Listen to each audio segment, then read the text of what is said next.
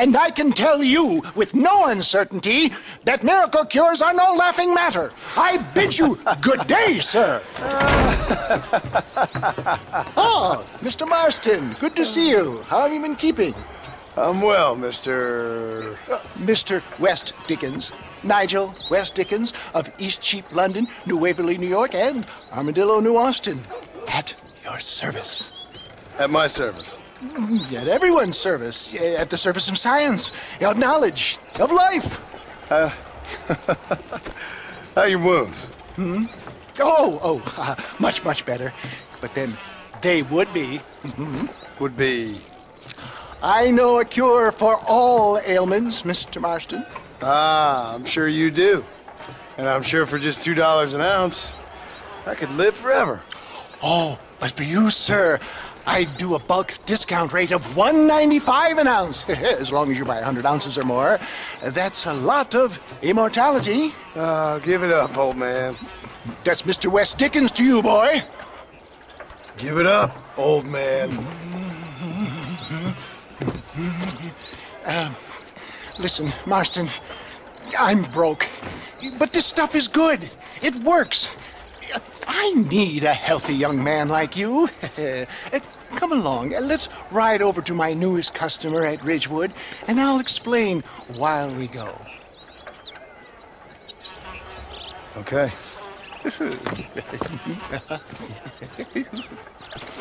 All right, John, let us make haste for Ridgewood Farm.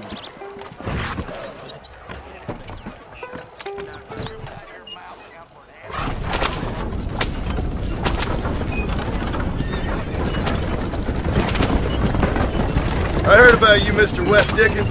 And I about you, John Marston. Hoodwinking the weak, gullible out of their hard-earned money. Get back on the road! We'll have nothing left by the time we get to Ridgewood. My dear boy, it is you who is gullible, if I may be so bold, for heeding such ill-informed scuttlebutt. You're as full of wind as a horse with the colic. I have been blessed with the gift of language, and for that I will not apologize. But the West Dickens elixirs speak for themselves. My thousands of happy customers attest to that. If my tonic is such a sham, how do you explain the fine fettle in which you find me? Last time you saw me, I was knocking at death's door. You should thank the doctor for that. And I reckon you were acting it up worse than it was. Act I can, John. A more convincing Othello there has never been. And so shall you, a fair Iago or Cassio make. I don't like the sound of this. Showmanship, John. The flourish, the bow. We are operating in a competitive marketplace. Our product must stand out. And how does this involve me? We're going to use your God-given talents to our advantage. I'm really starting to regret I'll drop you off at the outskirts of Ridgewood. That way, it won't look like we came together. Once I'm set up, saunter nonchalantly into the cloud that is sure to be forming. Eventually, I will call you up to try my tonic. After extolling the virtues, I will have you perform a few feats of wonder to amaze and impress the paying public. Such as? Oh, nothing out of the ordinary for a man in your line of work, I assure you. Best keep a light here, dear boy, so no one sees us arriving together. See you shortly, and remember, showmanship.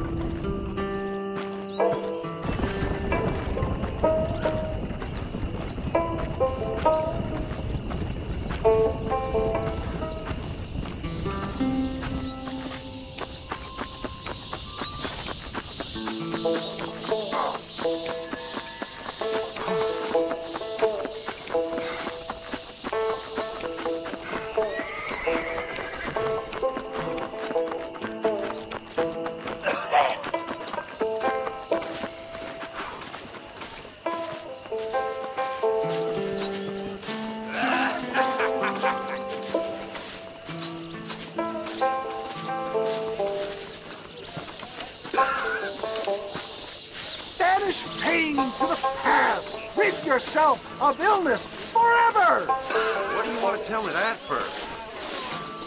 Friends!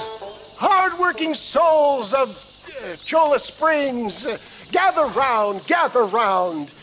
Do you suffer from rheumatism, lumbago, acute chronic sciatic, neurologic, or inflammatory pain? Well, I represent the only company that makes the genuine article that cures headaches, neuralgia, earache, toothaches, backache, swelling, sprains, sore chests, swelling of the throats, contracted cords and muscles, anxieties and ravaged nerves, stiff joints, wrenches, dislocations, cuts and bruises, and it adds vitality and vigor to the healthy man. But can you prove it, old man? Oh, I'm sure there's some customer here who could prove the qualities of it by taking a drink right now. You, sir, come up here. Step right up. That's the spirit. Ladies and gentlemen, pay close attention. This poor, wretched volunteer, entirely unknown to me, will demonstrate the effects of Dr. West Dickens' own patent tonic. Be you a cowpoke or athlete, this miraculous elixir developed with the wisdom of the East keeps the muscles supple and relaxes the cords. It loosens the joints and gives a feeling of youth and vigor to the whole system. Not possible, I hear you say. Well, doubt no longer. Faith can move mountains, but I ask not for faith. I am a man of science, and today science will be vindicated. Your eyesight is greatly improved. Is that not so, friend? If you say so. That's right, it is. You heard him. What a good sport you are, sir. Now, gaze over yonder at that porch. If you squint, you may just be able to make out the skull that's hanging there. Go ahead, friend. Shoot that skull and demonstrate the miraculous eyesight you now possess.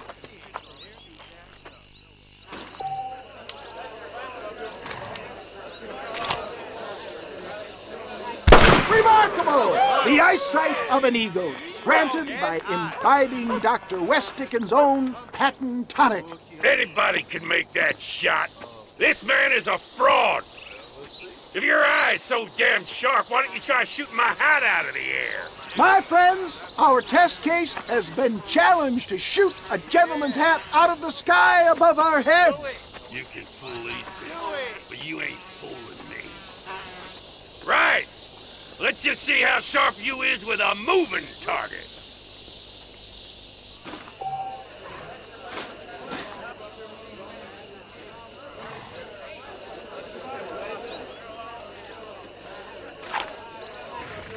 See? That's tonic.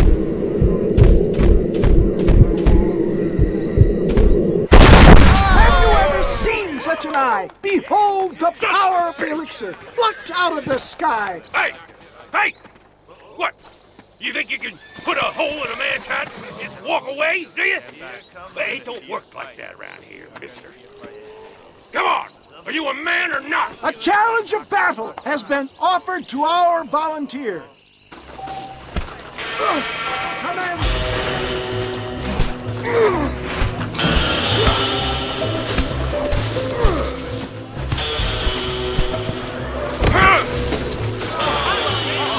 There it is, skeptics and dissenters, irrefutable proof. Do not let this opportunity pass you by. Look, he's over there. Go get him. This ends now. Watch out, he's got a gun. Who the hell do you think you are? You ain't leaving here alive.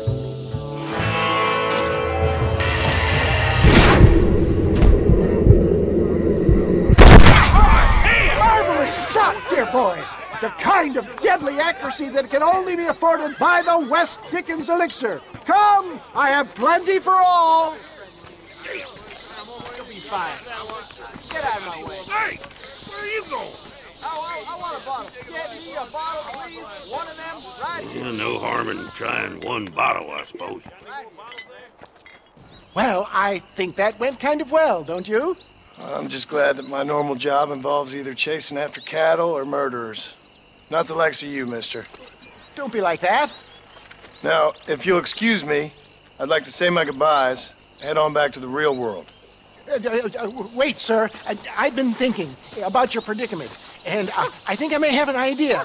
I've been thinking I could be your cunning Odysseus. Beware of the Greeks burying gifts, sir. Williamson had better beware. We will make them into Trojans. I don't rightly get you. I want you to go and see my old friend Seth. He can come across as a little curious, but I'm sure you two will get on. He's most often found at Coots Chapel. He's very devout. Why see him? Because between him and me, we can get those gates to open for you, and you can walk right in, just like in Homer's great Trojan yarn!